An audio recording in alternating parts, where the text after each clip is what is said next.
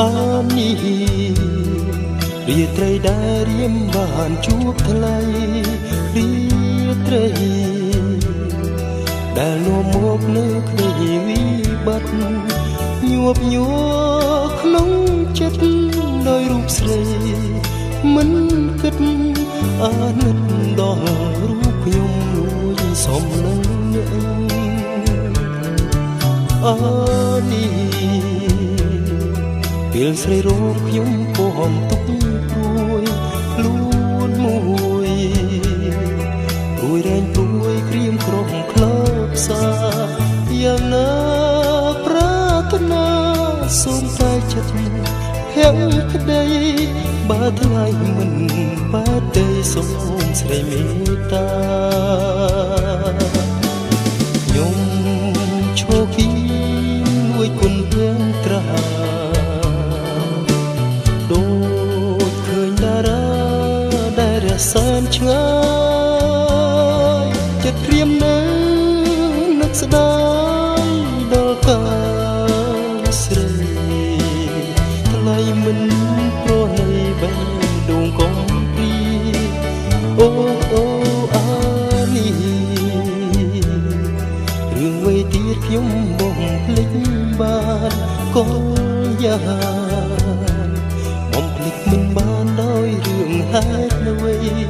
សូមស្រីជួយឆ្លើយនៅចម្លើយយ៉ាងខ្លីបើថ្លៃមិនបាត់ទេសូមស្រីមេត្តាអានីពេលស្រីរងខ្ញុំបងទុកខ្លួនមួយទ្រូងរែងព្រួយក្រៀមក្រំខ្លោបសាយ៉ាងណា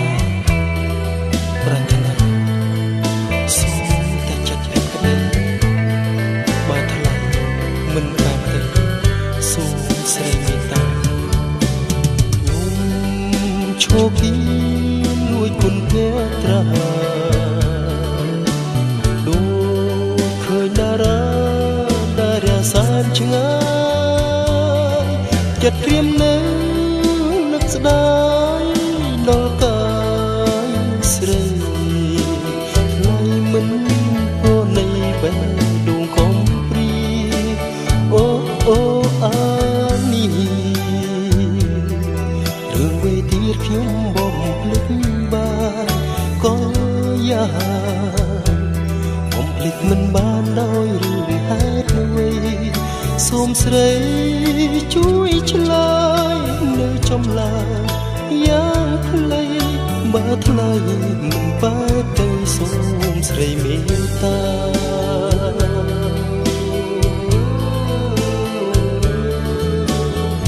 អានីសូមស្រីគុំចិនណា